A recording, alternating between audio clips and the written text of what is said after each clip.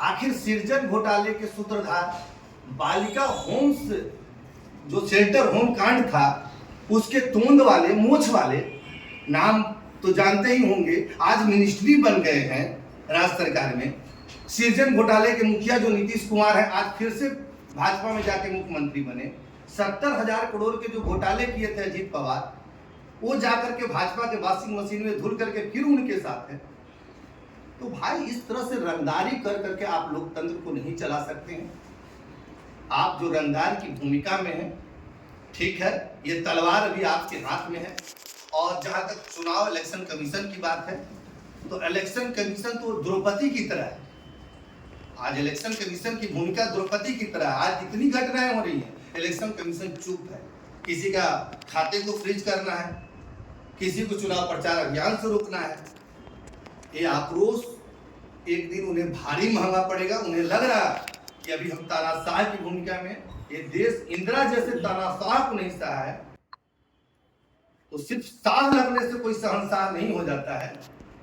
वो भी कभी जेल की हवा खा चुके हैं। वो अपने पुराने दिन को याद करें कि कोर्ट ने तड़ी पार उन्हें बताया। अरविंद केजरीवाल को बार बार सम्मन दिया जा रहा था, वो हाजिर नहीं हो रहे थे। और फिर इसके बाद जो है जो ईडी का एक्शन हुआ है कल, तो इस पर क्या रिएक्शन देंगे?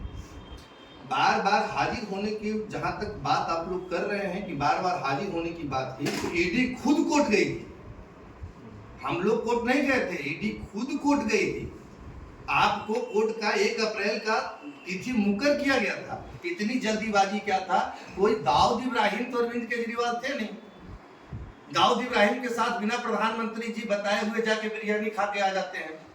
अरे वो दिल्ली का मुख्यमंत्री है भैया, प्रधानमंत्री के नाक के नीचे बैठा हुआ व्यक्ति है। अरे खुन्नस एक एमसीडी में भी बैठ कर करके नाक हिला दे रहा है आपका।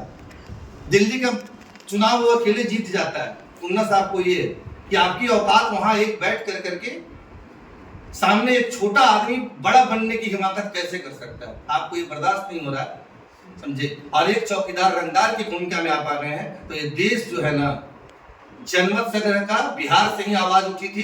दिनकर जी ने कहा था सिंहासन खाली करो, ये जनता आती है। ईडी के पास पुख्ता सबूत है, तभी तो हाईकोर्ट ने गिरफ्तारी को रोक लिया। भारतीय संविधान में ये अंकित है कि पुलिस के वेरिफिकेशन के आधार पर न्यायिक प्रक्रिया जो है वो सालों साल चलती है। पुलिस जो रिपोर्ट करती है उस पर फर्स्ट इंप्रेशन पे उस पर एक्शन होता है और तत्काल को जेल भेजा जाता है। आप पे भी अगर कोई आरोप लगेगा तो बात की बात ही कोर्ट गवाही के आधार पर और फैसला के आधार पर तय करेगी।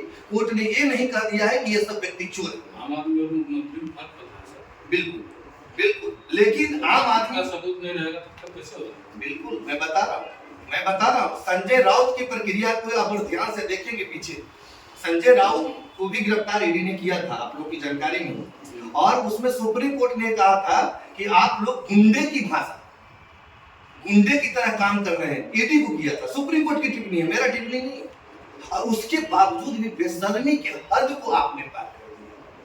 बात क्या है कि जनता को ठगते ठगते, अब जिसे बोले थे कि आम आदमी को चप्पल वाले को हवाई चप्पल वाले को हवाई जहाज चढ़ाएंगे, आपने हवाई चप्पल तक उतरवा दिया। क्या किया? बिहार वाले को बोले थे 100 करोड़ दूं कि 25 करोड़ दूं कि 125 करोड़ दूं। क्या किया आपने? ये भी तो बात है कि ये सारी बातें आपकी ठीक है, लेकिन जो हम लोग केजरीवाल के मुद्दे पर बैठे हैं, तो केजरीवाल के खिलाफ में सरकार के पास पर्याप्त एविडेंस है। 2 बार चेक भी मिला है, 10 करोड़ 15 करोड़ रुपये से। तो जो न्याय प्रक्रिया है, उस न्याय प्रक्रिया के तहत अगर केजरीवाल को कोर्ट ने अरेस्ट करने का ऑर्डर दिया है, इसमें दिक्कत है? कोर्ट ने कहीं भी अरेस्ट करने का ऑर्डर नहीं दिया है। 1 तारीख को कोर्ट की तिथि मुकर थी। इसी पर सवाल हम लोग उठा रहे हैं, इतनी जल्दीबाजी क्यों? जब 1 तारीख को कोर्ट, दिल्ली का मुख्यमंत्री कहीं भाग सकता है क्या? जब 1 अप्रैल को तिथि मुकर थी, अगर कोर्ट जेल भेज देता, हम लोग को न्यायपालिका पे भरोसा है और न्यायपालिका न्याय करेगी, ये भी बात समझिए। लेकिन इतनी जल्दीबाजी क्यों? इसलिए कि हम लोगों ने गठबंधन दिल्ली में भी किया। ये वो सवाल मेरा है जी। अगर आपके अनुसार केजरीवाल जी निर्दोष हैं, आम आदमी पार्टी का इसमें कोई हाथ नहीं है, बाकी भी नेता भी अभी तक जेल में हैं ही जी, तो अगर निर्दोष होते, सबूत नहीं होता, तो उनको भी बेल मिल चुका होता अब तक। बेल की प्रक्रिया में तो गया ही नहीं है। बेल की प्रक्रिया में तो एक बेल कोर्ट ने बेल दिया पिछले सप्ताह ही, आज उसी का खुन्नस है जो कोर्ट ने बेल दिया है। पिछले सप्ताह एक केस में बेल दिया है और 1 अप्रैल का तिथि को मुकर किया गया।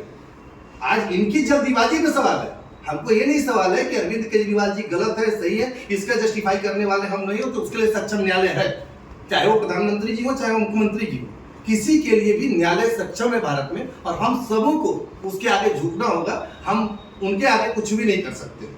लोकसभा चुनाव की घोषणा हो चुकी है, मतलब तिथि की घोषणा हो चुकी है, और जो भी एनडीए के अलावा जो विपक्ष में लोग हैं, चाहे वो जिस भी पद पर हो, क्या लगता है केंद्र सरकार का मतलब निशाना उनको एक एक करके जो है वो मतलब चुनाव से पहले जो है वो सॉर्ट आउट करना या क्या कुछ? वो तो उनकी नजरे इनायत जो है वो सामने है। अगर शरद पवार के भतीजे जो थे अगर भाजपा में नहीं जाते तो आज भी ईडी के चलते वो जेल जाते। मधु कोड़ा आइकॉन, भ्रष्टाचार का आइकॉन, एक समय में मधु कोड़ा जी भ्रष्टाचार का आइकॉन थे, देश का आइकॉन थे। आज कहाँ है मधु कोड़ा जी की पत्नी? भारतीय जनता पार्टी की शोभा बढ़ा रहे हैं। वीरप्पन कुख्यात अपराधी, उसकी बेटी कहाँ है? भारतीय जनता पार्टी की शोभा बढ़ा रहे हैं। तो आज माफिया से लेकर करके एक स्मगलर तक, अब आश्चर्य होता है कि अगर दाऊद का बहन या भतीजी अगर जो दिल्ली में रह रहा है, जो मुंबई में रह रहा है, कल भारतीय जनता पार्टी का अगर वो सांसद, तो आश्चर्य नहीं हो सकता है। अब भारतीय जनता पार्टी पर इस चीज पर आश्चर्य आप नहीं कर सकते। अब वही बचा है कि दाऊद का बहन और बेटी जो है तो भारतीय जनता पार्टी का सदस्यता लेना बाकी। आगे भी क्या रणनीति होगी आप लोगों की? अब न्यायिक प्रक्रिया में जो जुडिशियली फैसला आएगा उसका हम लोग इंतजार करेंगे, और जो सड़क से संसद तक हम लोग का जो कार्यक्रम चलता है, जनता के बीच में जाएंगे। जनता से बड़ा अदालत नहीं है। अगर मोदी जी भी प्रधानमंत्री बने हैं, उन्हें जनता ने बनाया। अगर केजरीवाल जी भी देश के मुख्यमंत्री, दिल्ली के मुख्यमंत्री बने हैं, तो उन्हें जनता ने बताया। तो लोकतंत्र में तो जनता की अदालत है, हम लोग लड़ेंगे, अपना पक्ष रखेंगे। क्या लगता है कि मतलब लोकसभा चुनाव से पहले विपक्ष के मतलब जो भी नामचीन चेहरे हैं सब लोग जेल के सलाखों के पीछे होते हैं? जो विरोध में रहेंगे वो जाएंगे, विरोध में लड़ने वाले जाएंगे, और जिनको अपना ईमान प्यारा नहीं होगा, जिन्हें लगेगा कि नहीं नरेंद्र मोदी जी के चरण पादुका उठाकर राजनीति करना है, वो भारतीय जनता पार्टी में जाएंगे। ये तो खुला चंदा लो धंधा लो का खेल देश में चल ही रहा है, आप लोग देखिए ना। फिर से भाजपा 400 पार हो जाएगी, ऐसा मतलब मुबालते में ना रहिए। हाँ, 400 वाले भी 40 पर आकर के रुके हैं, इसलिए कोई बहुत बड़ी चीज नहीं। ठीक है।